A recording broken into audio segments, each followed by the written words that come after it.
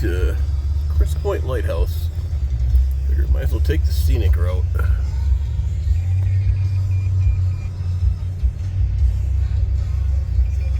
RV trails. Well, you've heard of fuck around and find out. I fucked around and I found out. That front end drops over. Hard to see, but that's about a 6-foot drop off. That's not good. I just got off kilter here backing up, so thank God for winches.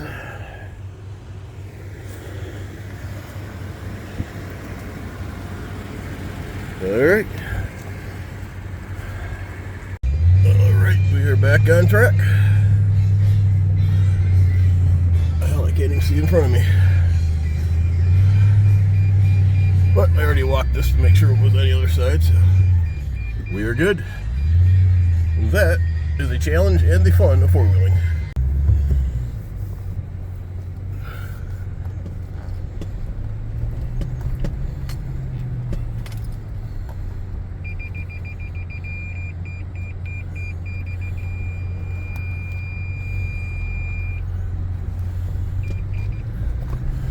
And that's why it's listed for only four-wheelers and side-by-sides. It's a Toyota. It can go anywhere. Alright, we're back out on the main road. Looks like they graded it, like today. This road's usually really bad, so first part of it was. This part is not bad here. We're cruising along at 40. Feels like 60 when you're on this road.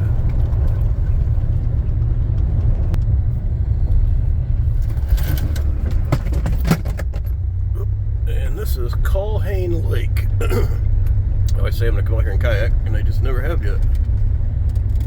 Pretty cool little lake. Fun place to camp for a few days.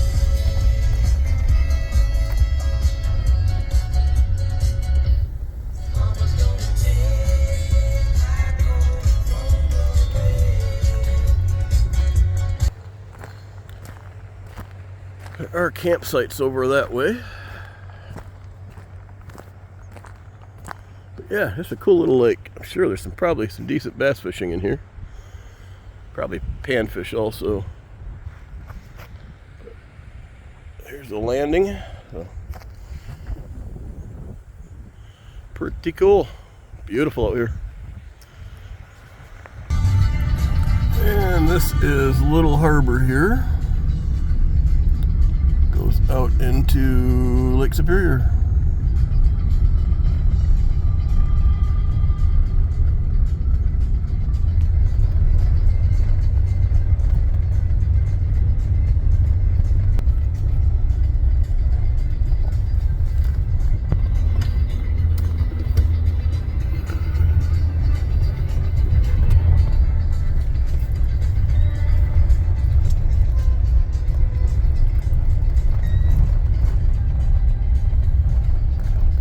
Boat.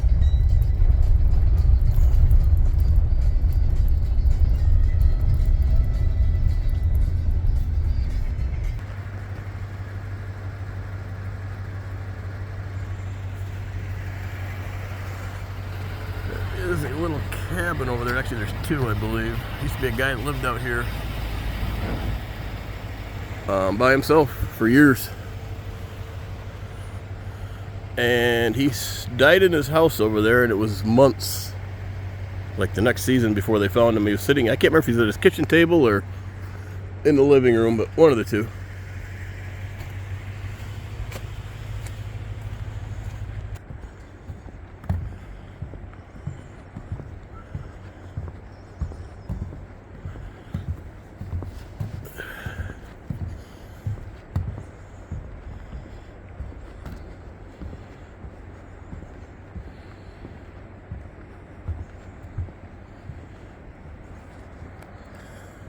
And right over on the other side of that dune over there is Lake Superior. Can't really see from here, but there's a little outlet over there. We can get a boat such as this in and out. come in here for safe passage for storms and things. Beautiful little area. Remember trying to find a place out here one time for it was for sale. I never did find it, but I thought that'd be really cool to have a place out here. Definitely tell we've had lots of rain. Solid mud holes coming out here. About 7 miles from that harbor to the lighthouse. They plow up until the lighthouse. They do not plow from they plow up to the harbor, I mean, but they do not plow from the harbor to the lighthouse. So the county keeps it open all winter to the harbor. And you can tell when we just about get to the lighthouse.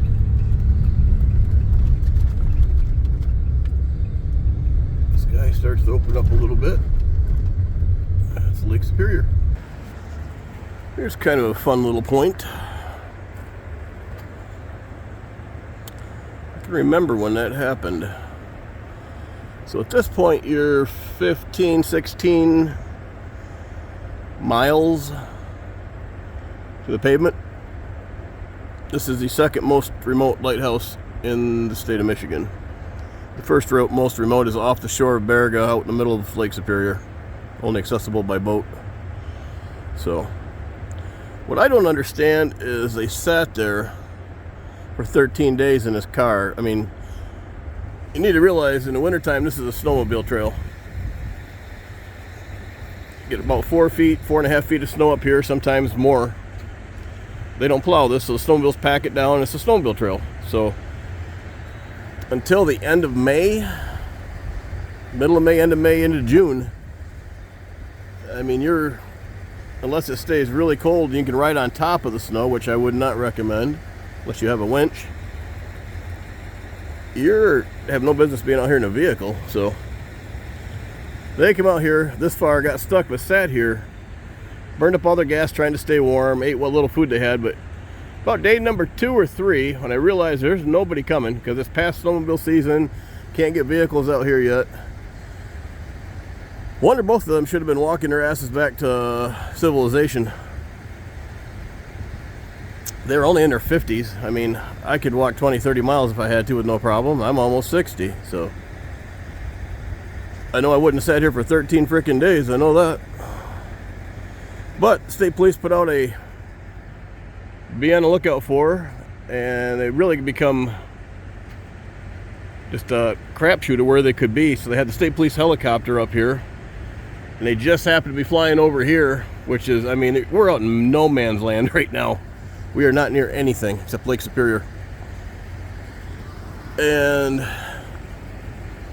they happened to see the car sitting here. It was a Subaru, little Subaru. So they were able to land on the beach, which is over that way. Walked over to here, found them both alive and good health. Got a guy in a four-wheeler. Somehow they found somebody on a four-wheeler. They got them to ferry them from here to the beach, back and forth to the helicopter. They flew them out of here. But yeah, they got one hell of a story to tell, that's for sure.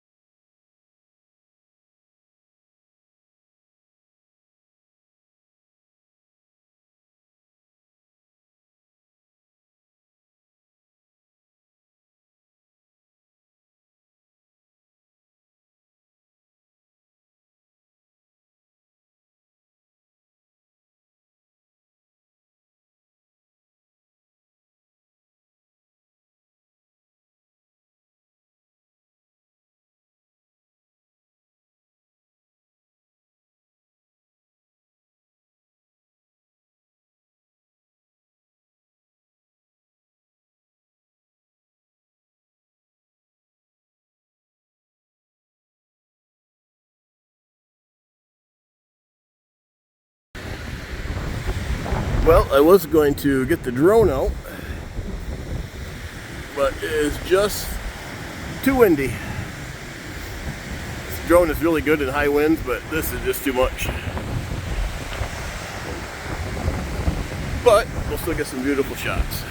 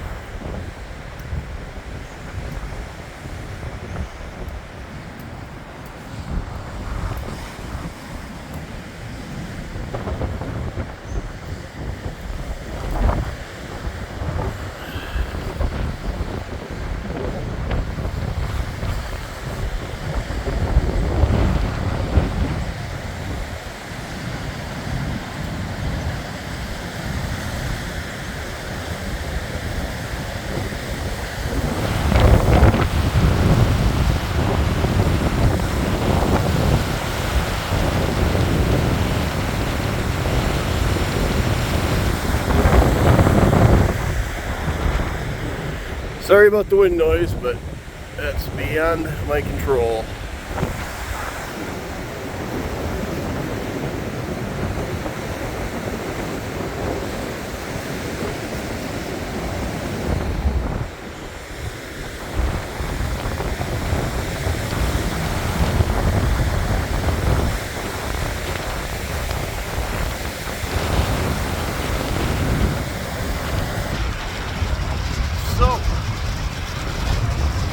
I always love coming out here. It's one of my favorite places.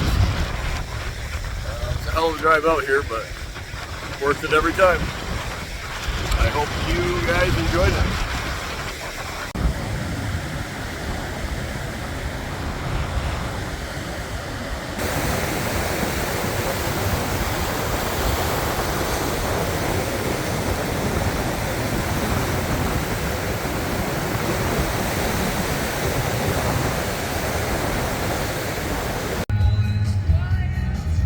Is a grouse. They've got to be one of the dumbest birds I've known. There he comes. He's walking right back to the truck now. They're good eating, but not very smart. I think my chickens at home are smarter than they are. Hey there. You know you're supposed to be scared.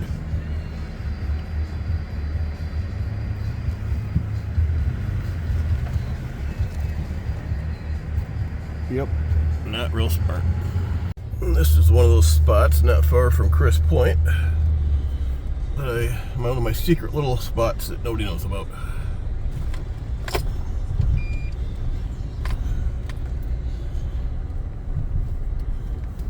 I'm going to come camping here sometime. I just haven't done it yet.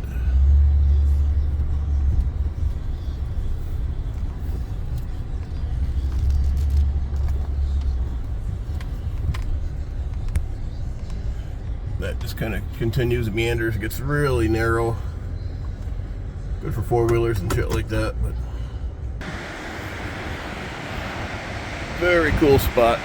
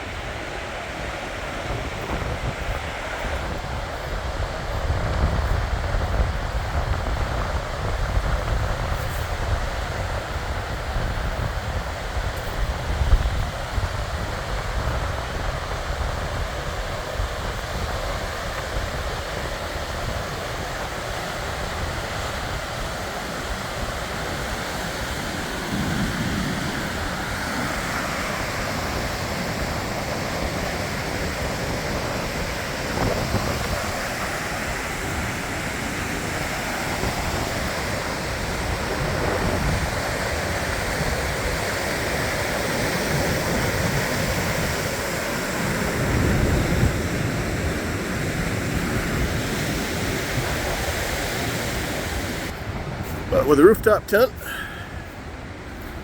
literally just pull up in here, pop it out, and there's your view.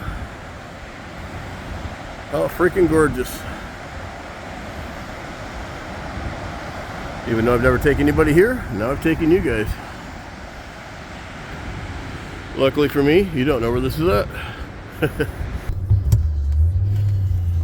Coming out of here is a little sandy and steep, but right there is a giant hole somebody had their ass unburied in, so we're going to try to avoid that.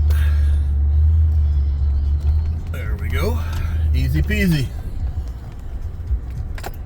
And onward. Alright, here goes nothing.